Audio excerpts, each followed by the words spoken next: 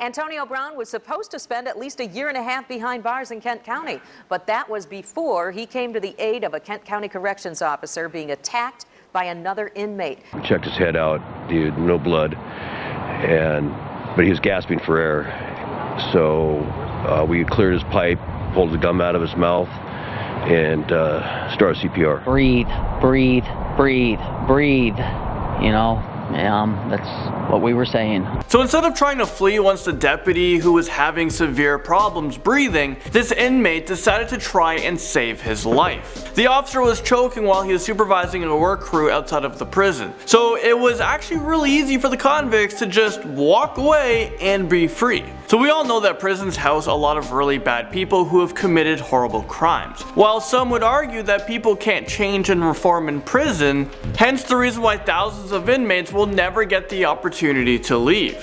Well, there are some who can change and learn from their crimes. So in this video, we're going to be talking about some convicts who, instead of joining in on attacks or just sitting back and watching while something horrible happens to prison guards, well, they finally make the right decision and help save the guards' life. Well, how's it going, you guys? I'm your host for this one, Landon Do Not Sing, and welcome back to another most amazing top 10 video. Alright, let's get right into this one. This is convicts who have saved a guard's life. Alright, so starting us off with this one, we have a group of inmates at a Phoenix jail who attacked a female prison guard. The officer was doing a routine cell check when she was tackled by another inmate. The inmate jumped onto the female prison guard from behind, pushed her down, and then bit her ear. He went all Mike Tyson on her. I was getting ready to do a search and I told him to come out, and as he came out I walked in, and then the next thing I know he jumped on my back and pushed me to the ground and bit my ear.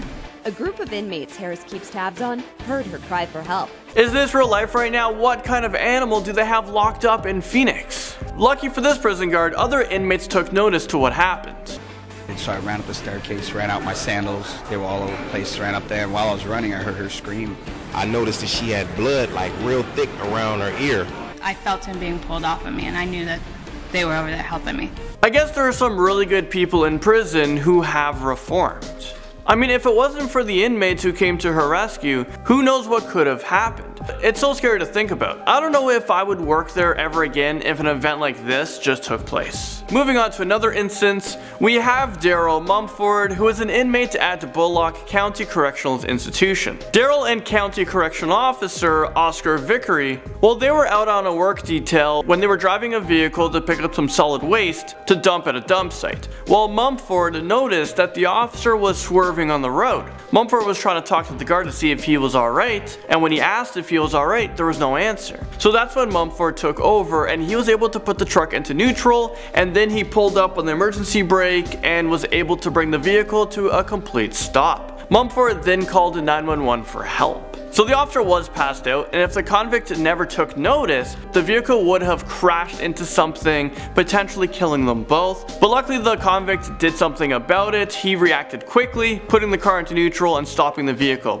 And after he stopped the vehicle, the convict, he could have easily just ran away, but instead he stayed with the officer and called 911 and made sure that he was being helped. If the convict was thinking for himself and just took off, who knows what would have happened to the officer. Alright, next up we have inmates who saved a Georgia's corrections officer's life after he fainted from being overheated. Take a look at this. First we took his gun belt off and laid his gun belt to the side, and then we pulled his vest apart, and then we figured we better take it off in case I had to do CPR on him or something like that, because he was in bad shape.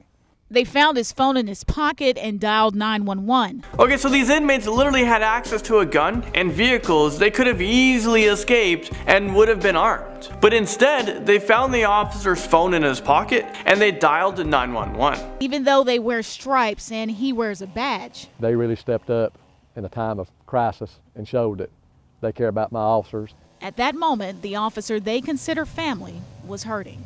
If it wasn't for these quick decisions made by these inmates, the officer would have died. Next up, we have a very scary moment when an inmate walked up behind an officer and wrapped a towel behind his neck, trying to kill him. Chaos pursued. It must be so hard to be a correctional officer, especially at a supermax prison, because prisons just seems to be super unpredictable, to say the least. Many convicts are in prison for, murders and other horrific crimes that result them in staying in prison for the rest of their lives. So I guess some of them, their mentality is, well, what else can happen to us? I mean, we're already in here for the rest of our lives. Well, for this officer, this chaos and this attack from behind didn't lead to his death. Luckily, other inmates took notice and they got involved. You would think that many of them would see the officer getting attacked and they would join in on attacking the officer. You wouldn't really suspect that these criminals, these convicts, would join on the side of the officer to try to get the convict off of him. So other officers were called in and the situation was quickly diffused. The convict who attacked the officer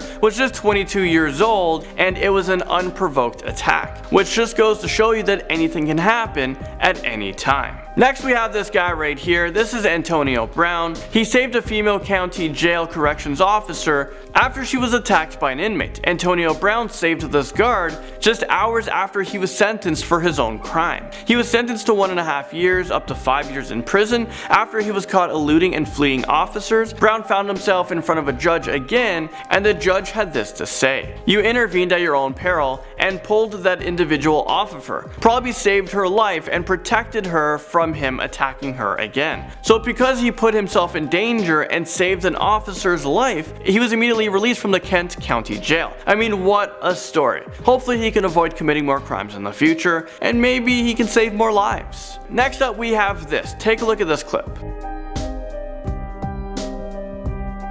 Okay, so this inmate just went crazy. He was attacking this officer. He actually lifted him up and then slammed him to the ground. He just body slammed him. Like, this guy's watching way too much wrestling. That inmate was just way overpowering. The officer seemed to not be able to do anything. He was just powerless. Well, another inmate took notice of what happened. Take a look at this.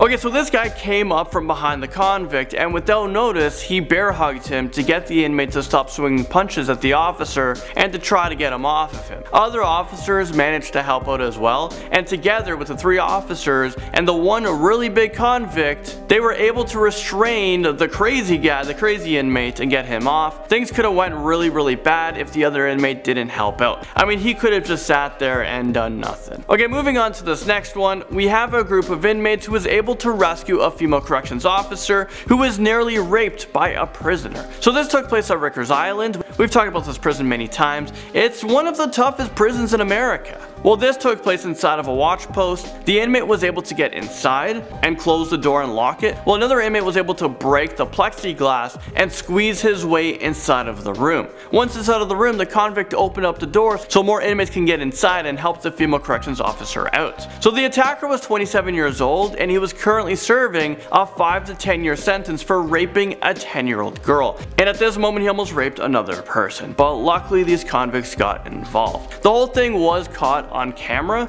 but it wasn't released. Okay, and now we're on to our last clip. This last one I want to talk about, we've talked about it in another video, but here's an update to the story. There was a guard who was having a heart attack. Well, convicts in jail took notice and they broke out of their holding cell to help the guard. And you're careful. Said, I've been doing this for 20 years. Gary Grimm never thought the men he was tasked with watching would actually watch over him.